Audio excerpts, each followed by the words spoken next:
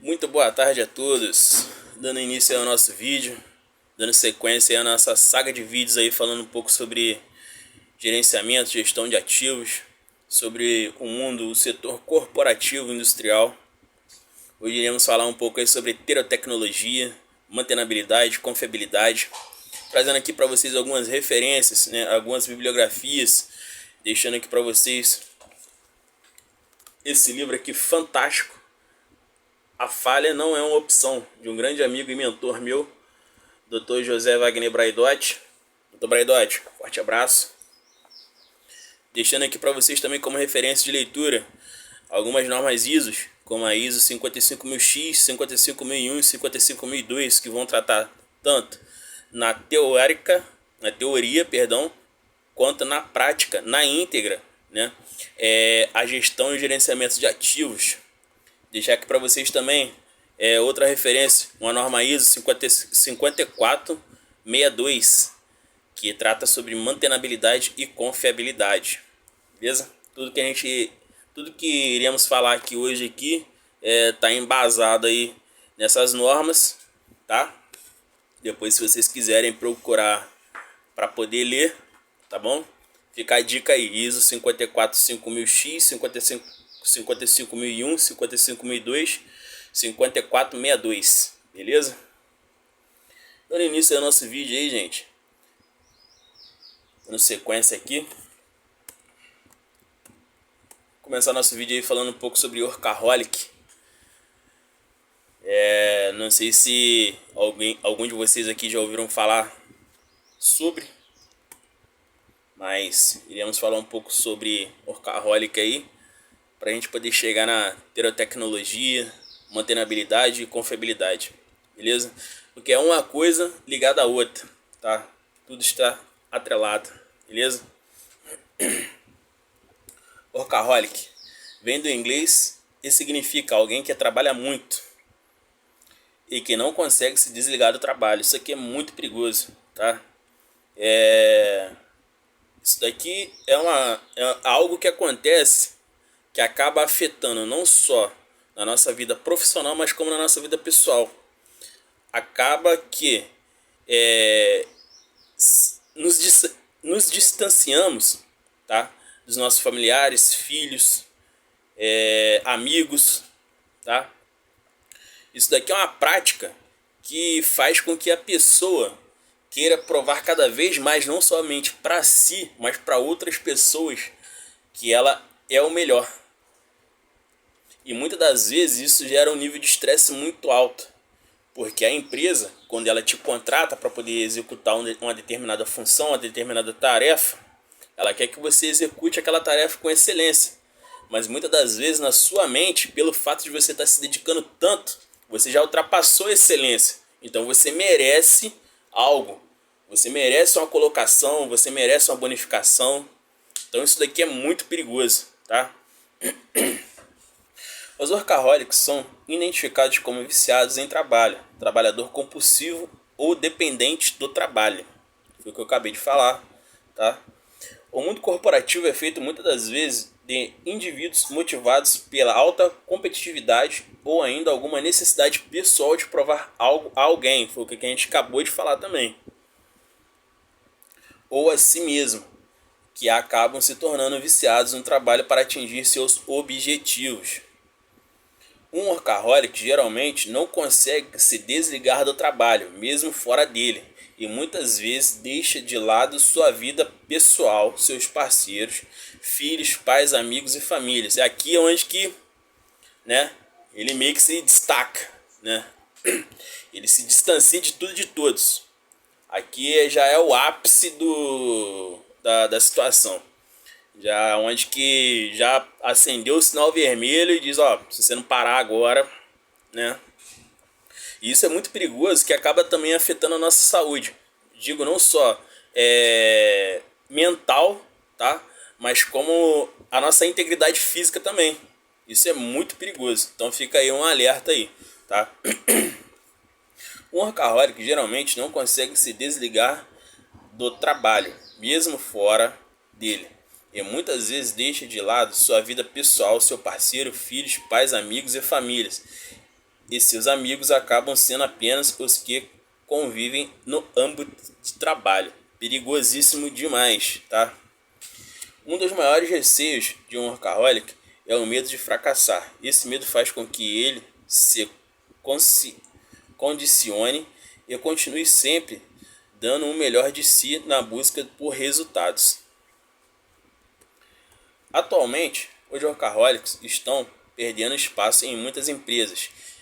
Vou abrir um parênteses aqui. Isso daqui se dá porque hoje cada vez mais as empresas enxergaram que ela precisa daqueles profissionais que tenham a soft skill mais desenvolvidas. Aqueles profissionais que conseguem conter não só suas emoções, mas também colocá-las para fora de uma forma transparente, clara e que consiga conter também, né? Por mais que seja difícil, e eu sei que é difícil, tá? Eu já passei por alguns problemas na minha vida e é difícil demais, mas a partir do momento que você está num ambiente de trabalho, né, numa empresa, seja ela de pequeno, grande, médio porte, você precisa ter a ciência que você precisa conter suas emoções, porque aquele ambiente ali, ele é um ambiente que gera risco, não só para sua vida, mas como para os seus próximos também. Uma atividade que você pode estar executando, muitas vezes por uma desatenção sua, você às vezes não vai gerar um risco para você, mas vai gerar risco para o seu próximo. Então isso é perigoso demais. Hoje a gente tem visto cada vez mais as empresas aí investindo em programas como psicólogo, rede de psicólogos, né?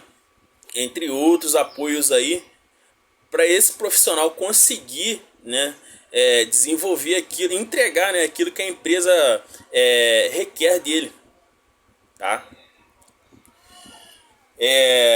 Existe uma diferença também, a gente falou um pouco sobre o workaholic, mas tem o worklover, né, que é o oposto, né? Já é aquela pessoa que faz aquilo por amor, né? Aquela pessoa que ela vai para o trabalho, ela tá motivada, ela quer fazer, independente da opinião de tudo e de todos, tá? Porque o workaholic, ele vai muito em direção a isso também, tá? O worklover, ele já vai na contramão disso, beleza? Vou estar lendo aqui um pedacinho para vocês do worklover. Um worklover sabe encontrar o equilíbrio entre o trabalho e o lazer, né? E não descuida os aspectos sociais, mentais e familiares da sua vida, enquanto o workaholic trabalha muitas horas para tentar demonstrar o seu valor. É o que eu falei lá no início com vocês. Gente, a empresa, ela te contratou para poder fazer X função, né? Você tá ali, você tá empenhado, você, né, tá entregando, é destaque e tal. Aí você, na sua mente, você começa a produzir o pensamento de workaholic, que é o que? Poxa, eu tô entregando muito e não tô sendo muitas das vezes reconhecido, não tô ganhando aquilo que eu deveria ganhar. Só que tudo é processo, tá? Tudo é processo, tudo tem seu tempo, beleza? Tem uma frase de um grande amigo meu que ele diz que é o seguinte, cara: se você não tá satisfeito no lugar onde que você tá, das duas, ou você faz algo para poder tentar uma outra posição, tá? Ou se não, você, obrigado, tamo junto, até a próxima. Ponto. Beleza? Curto e grosso. Tá falando aqui um pouco com vocês aqui agora sobre a famosa, acho que todo mundo aí tá querendo saber, né, o que é isso aí, né, terotecnologia, de onde esse cara tirou esse conceito, tal.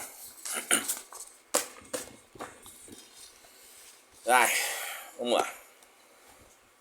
O que é terotecnologia, né?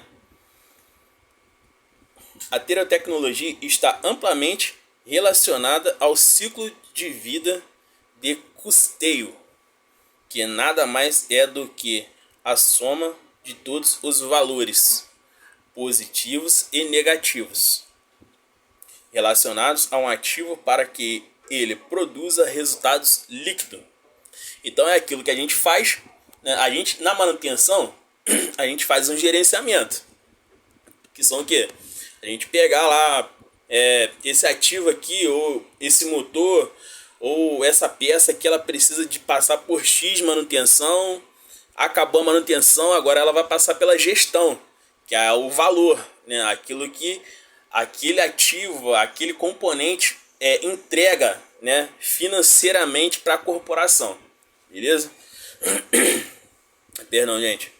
Além do ciclo de vida de custeio, a terotecnologia faz uma série de outras análises financeiras, como o NPV, Valor Presente Líquido, IRR, Taxa Interna de Retorno, e o DFC, Fluxo de Caixa Descontado, sempre com a preocupação de medir como os equipamentos fornecerão valor agregado à empresa ao longo dos anos. Beleza? Isso daqui é importante e eu abro um parênteses aqui também, né? Trazendo até um pouco mesmo para o início, né? Partindo pelo princípio, quando o corpo de engenharia de uma determinada empresa ele se junta com os seus acionistas, que sejam, ou com o setor de suprimentos, não sei, isso aí vai de empresa para empresa, tá? Para adquirir um novo ativo ou um novo componente, seja ele elétrico ou mecânico, né? Hoje, isso aqui é um pouco delicado, tá, gente? Porque hoje, quem fornece quer vender, tá? E muitas das vezes, quem está participando do processo do projeto, né, inicial, onde que vai se adquirir esse componente, seja ele mecânico ou elétrico, ou um ativo, não sei, tá? Como eu disse, aí vai de empresa para empresa. Muitas das vezes essas pessoas que estão participando do projeto inicial não são aquelas pessoas que vão estar ali no dia a dia. Não são aquelas pessoas que vão estar ali para poder manter, tá, aquele componente, seja ele mecânico ou elétrico, um ativo, o que seja. Eles não vão estar ali no dia a dia. Então é muito importante, até mesmo para a gente poder reduzir custos, reduzir gastos excessivos, com manutenções corretivas indesejadas, tá? A gente pegar a opinião, né, não só do setor do corpo técnico, mas também como do chão de fábrica.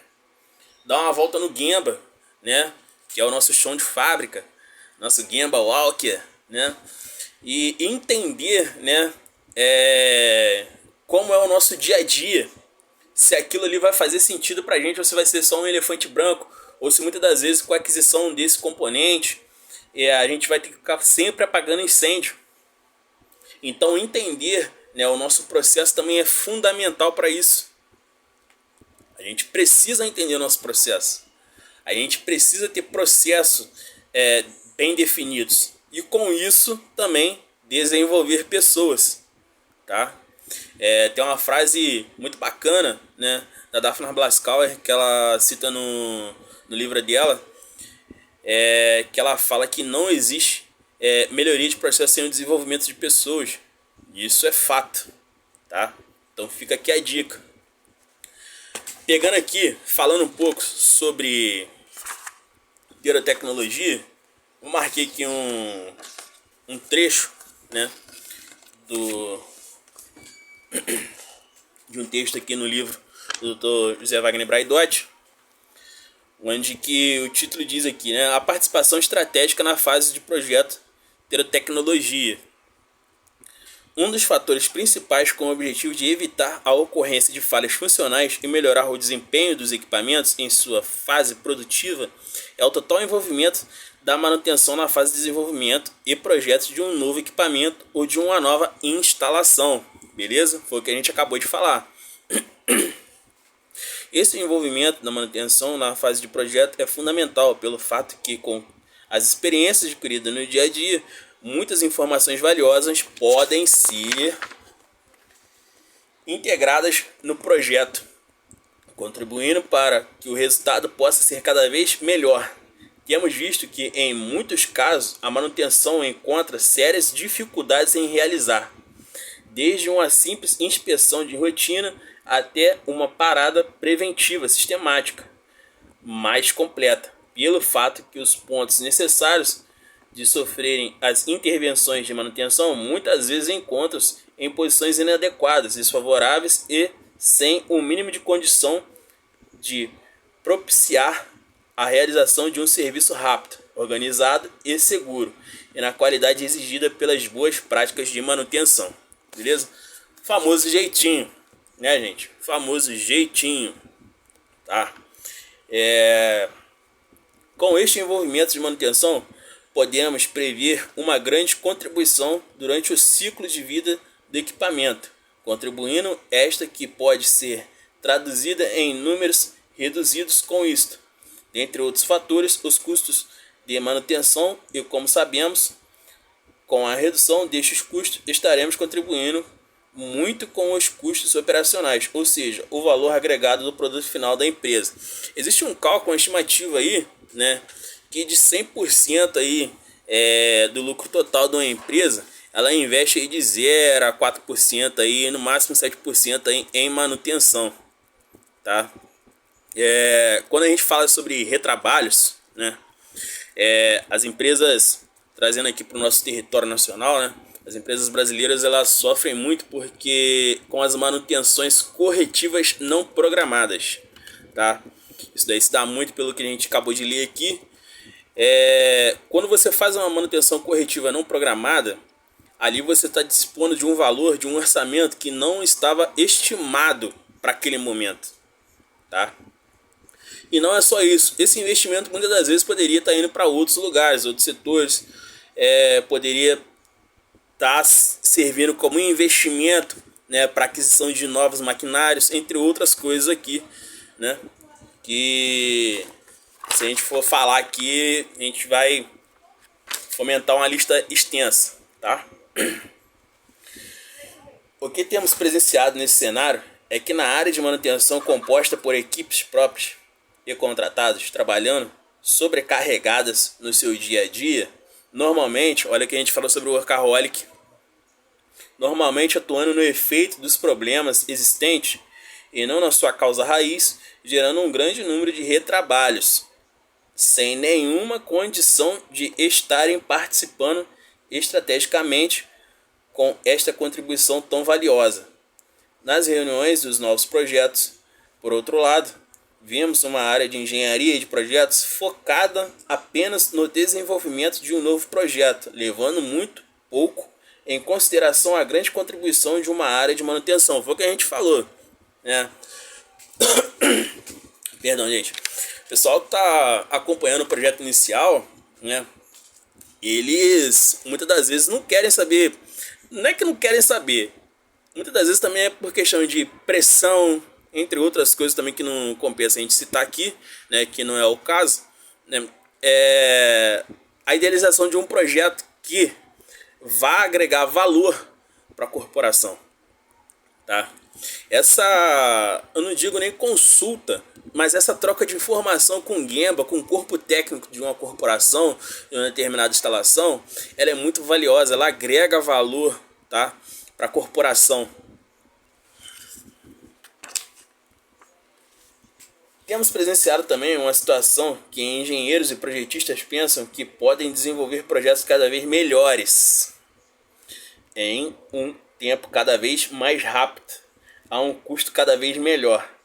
E nesta ânsia de atingir os resultados estabelecidos, esquecem que existe uma importante parcela deste novo projeto, que quando os ativos estiverem já instalados e operando, devem ser mantidos por uma equipe que normalmente, foi o que a gente acabou de falar acima, não participou do projeto inicial. Tá entendendo? É onde que vem os contratempos. Porque muitas das vezes o projeto ele é tão inovador que aquela empresa em si é a piloto, é a que vai comandar aquele projeto, entende?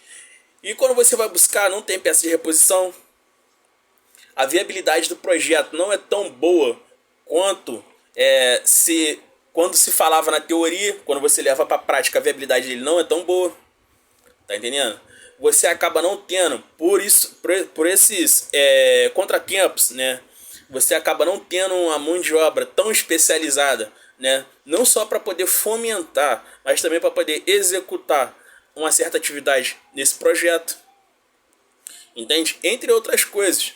Quando a gente traz para a norma ISO 5462, que vai tratar sobre confiabilidade e mantenabilidade, eu vou abrir aqui para vocês aqui nas minhas anotações, ela é muito direta, tá? Ela é muito direta. Perdão, gente. Quando a gente fala sobre durabilidade, tá? Dentro da NBR 5462, durabilidade, capacidade de um item desempenhar uma função exigida pelas condições de uso e manutenção até que um estimado limite seja contínuo. Ela não tem assim rodeio, né? Ela é muito direta, entende? Quando ela vai falar sobre confiabilidade, termo coletivo usado para descrever o desempenho da disponibilidade e seus fatores de influência, tá? Capacidade de um item atender a uma demanda de serviço determinada.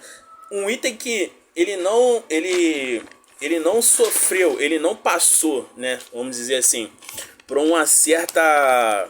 O projeto ele não foi totalmente desenvolvido por pessoas que estão ali no dia a dia, né? Você acha que esse item, levando para o lado da capacidade aqui, ele vai conseguir desempenhar, né, a sua função? Não vai. Não vai, tá? Disponibilidade. A capacidade de um item está em condições de executar uma certa função. Vocês estão vendo? São coisas totalmente diretas. Entende? Então isso tudo tem que ser levado em consideração no nosso projeto inicial. Opa, pera aí. Como que é o nosso dia a dia, né? Isso aqui vai agregar valor? Como será feitas as manutenções? Temos peças de reposição? O nosso pessoal já está preparado e capacitado para isso? Como está chegando essas informações, né? Isso aí são pontos relevantes, tá? Dentro de um projeto aí de aquisição, seja ele um ativo, um componente mecânico ou elétrico, para que uma corporação, né, uma instituição, ela consiga desenvolver e gerar valor para si, tá? E conseguir se manter no mercado também, tá? Porque isso daqui, gente, quebra empresas, tá? Projetos mal definidos quebra empresa, beleza?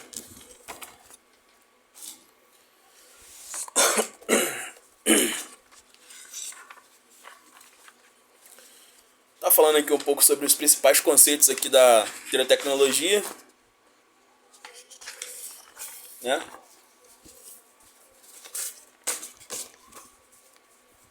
Como vimos, um dos objetivos da pirotecnologia é controlar e acompanhar os custos de um ativo ao longo da sua vida para reduzi-los e melhorar o aproveitamento. É igual a gente, né? Quando a gente compra um carro, você tem lá seu carro, você quer que aquele carro ele consiga no mínimo te levar e te trazer, né? Seja de um ponto A para um ponto B, vamos colocar aí como exemplo, né? É claro que as coisas ao longo do tempo elas podem ser sendo ajustadas, como conforto, né? Mas a função dele básica ele precisa conseguir exercer, né? Que é te levar do ponto A para o ponto B. Assim também acontece com os ativos, tá? Quando você adquire um ativo, quando você adquire um componente, seja ele mecânico ou elétrico, a função principal dele você quer que ele execute bem, né? É claro que ao longo do tempo, como eu disse, né, algumas coisas vão surgindo, mas pode ser coisas pequenas que não foram ali pensadas dentro do projeto principal, né, dentro do projeto inicial, ou são aquelas coisas que infelizmente vão aparecendo, né, como erro de projeto, né, como é tudo novo, entende? Essas coisas aí a gente está propício a acontecer, beleza? Mas para isso essa metodologia se baseia em alguns conceitos. Os principais são a curva da banheira, né? Através de uma representação gráfica, a curva da banheira evidencia qual será a taxa de falha de um ativo. No começo da aquisição do equipamento, o gráfico mostra que o índice de falha é um pouco elevado, até que o ativo esteja perfeitamente adequado e ajustado. Isso daqui foi o que a gente acabou de falar, né? Tem aqueles erros que infelizmente vão acontecer, porque é um projeto, é tudo novo, entende? Mas a sua função primordial, né, ele precisa estar conseguindo se executado, beleza? Depois de algum tempo de operação e já adequado a um funcionamento, a taxa de falha cai, mas aumenta novamente quando o ativo entra no período de desgaste. Isso aqui é normal, gente, entendeu? Tem coisas que infelizmente não vão ser para a vida toda. Queríamos nós, mas infelizmente, tá? A curva da banheira serve como indicador de manutenção. O seu nome vem da curvatura do gráfico, que é muito semelhante a uma banheira, tá? Esse gráfico ele é uma banheira mesmo, tá? Ele é semelhante a uma banheira mesmo, beleza? E lá você consegue ver as taxas de falhas, né? A sua vida útil, tempo, falhas permanentes, fim da sua vida útil. Não sei se vocês vão conseguir enxergar aqui, ó. Tá vendo aqui, ó? Taxa de falha, tempo, vida útil, beleza? Como vocês podem ver, ela é uma banheira mesmo. Show? Dentro de terotecnologia, ele traz alguns conceitos aqui que tá descrito lá na NBR 5462, que a gente acabou de ler aqui alguns tópicos dela, beleza? Como confiabilidade, período de tempo de funcionamento, foi o que a gente falou. A sua função principal, primordial, ele precisa estar executando de uma forma ok, beleza? É claro que alguns contratempos a gente sabe que vai surgir, até mesmo porque por ser um projeto novo, né? Algumas coisas que não tava descrito, né, no projeto inicial. Algumas falhas que não estavam descritas no projeto inicial, isso pode acontecer, normal. Mas nada que consigamos contornar, tá? Com facilidade, é claro. Mas muitas das vezes, sendo bem sincero para vocês, isso não acontece, tá? Infelizmente. É medida em porcentagem. Por exemplo, o ativo pode ter 100% de confiabilidade em operação com jornadas de até 250 horas ininterruptas, mas 70% de confiabilidade para jornadas de 300 horas ininterruptas. Existe um cálculo que a gente faz sobre confiabilidade. Esse cálculo ele é feito mensal, tá? Você cruza o tempo de manutenção que aquele ativo gerou, né? Dentro de uma manutenção, para um retrabalho, entende? Dali você consegue medir isso também seu nível de confiabilidade, né? O nível de confiabilidade do tamanho de obra, beleza? Você vai pegar o tempo médio que gerou na manutenção, né? Que foi feita a sua manutenção, seja ela uma corretiva, uma preventiva, tá? Isso daí é atrelado ao tempo que esse ativo conseguiu percorrer, operar, né? Sem voltar para a oficina, tá? Sem ter passagem por alguma manutenção, seja ela corretiva ou preventiva, beleza? A porcentagem de confiabilidade de um equipamento mostra quantas falhas acontecem em cada período de operação e mostra qual a probabilidade que um equipamento tem de ter falha após determinadas horas de funcionamento. No caso do nosso exemplo, significa que até o momento não foram registradas falhas com 250 horas de operação, mas que até contemplar 300 horas, 30% dos ativos apresentam falhas. Isso daqui são aquelas famosas corretivas indesejadas, tá? Mantenabilidade. A mantenabilidade também pode ser usada como indicador de manutenção, porque representa o tempo de reparo, desde que a apresentação do problema do ativo até seu solucionamento pela equipe de manutenção. Para ter a tecnologia, esse é um conceito importante, porque ao analisar a mantenabilidade, é possível entender os desafios que fazem com que a manutenção demore mais. Esses obstáculos podem ser problemas de conhecimento ou habilidade, que quem realiza a manutenção, ou problemas como o próprio projeto de criação do ativo, que a gente falou. O nosso processo, né, ele precisa estar bem definido, né? Na aquisição de ativos, seja ele mecânico, elétrico, entre outros aí, rodante, precisamos ter um time bem desenvolvido, tá? Isso tudo conta. E hoje, com o avanço do setor tecnológico, né, a gente vê muitas IAs, né, já não só sendo desenvolvida, mas como operando também dentro do setor industrial. E assim, não é só conhecer, mas também saber aplicar, tá? A teoria, tá? A teoria, gente, ela precisa estar de mão dada com a prática. E a prática precisa estar de mão dada com a teoria, tá? A teoria, ela vai ser importante para te levar até um certo ponto. A sua prática, né, aquilo que você, para você acha que vai dar, você acha, aquilo ali vai ser importante para você até um certo ponto. Mas desse ponto em diante, se você não tem a teoria com a prática com a teoria, você não consegue avançar. Tá? Eu estou dizendo isso porque hoje, no setor industrial, infelizmente, a gente vê muito ainda, né, os famosos jeitinhos, né, os famosos Jedi, né? Isso daí é perigoso demais, porque acaba acarretando em manutenções corretivas não planejadas, manutenções que muitas das vezes eram para ser só inspeções visuais e acabam tendo que passar por um processo todo mais complexo, né? Isso daí acarreta também não só em orçamento, mas como também em disponibilidade. A corporação ela deixa de ganhar com aquilo, tá? Porque é gasto, entendeu? Então as nossas decisões elas precisam estar muito bem embasadas para fazermos uma boa manutenção, tá? O nosso processo ele precisa estar muito bem amarrado. Precisamos estar sempre desenvolvendo pessoas, tá? Como eu disse, o conhecimento ele é bom para te levar até um certo ponto, mas só ele também não é o suficiente. É por isso que existem os procedimentos, tá?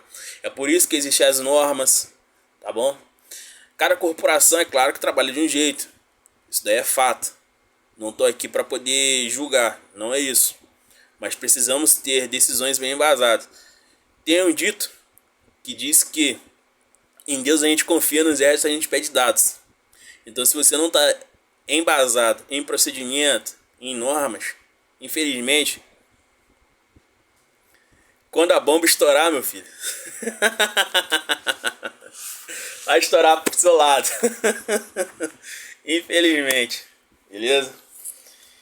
Disponibilidade.